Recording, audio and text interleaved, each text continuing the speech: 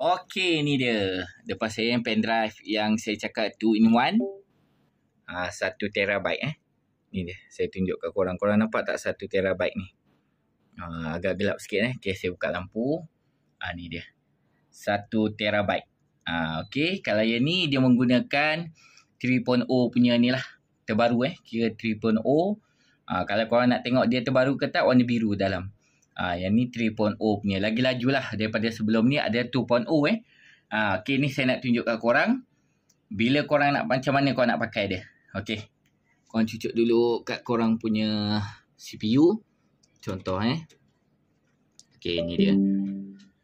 Okey, dia dah detect. Korang pun nak copy. Misal kata saya nak copy apa boleh lah saya copy. Kosong tau. Ni kosong lagi. Okey, saya nak copy ni lah. Saya nak copy lagu ni. Saya pun copy. Saya masuk kat dalam pendrive punya ni.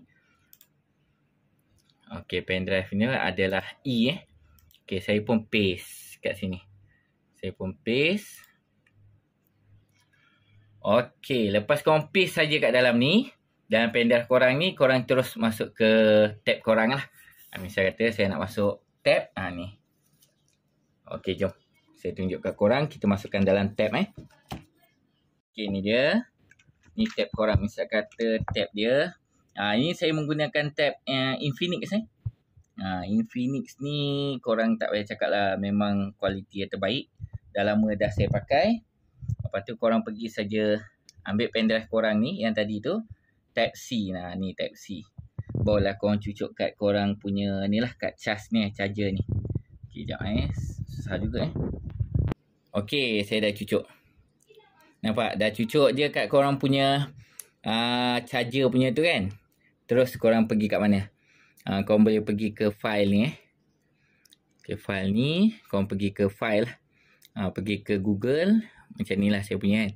Okey, ke file. Terus ada korang punya ni. Ni apa ni? Kita tak benarkan lah ni dah dia. Yang tadi saya copy tu. Korang see all. Ni dia. Yang inilah yang ada dalam pendrive korang Kalau korang nak copy, korang tekan saja lama. Nampak tak? Ke blur? Okey, korang copy tekan ni. Lepas tu korang tekan ke apa ni? 3 dot ni. Tu. Copy tu. Terus copy. Kan mudah kan? Selain korang menggunakan internet tu, korang juga boleh menggunakan ni lah. Pendrive.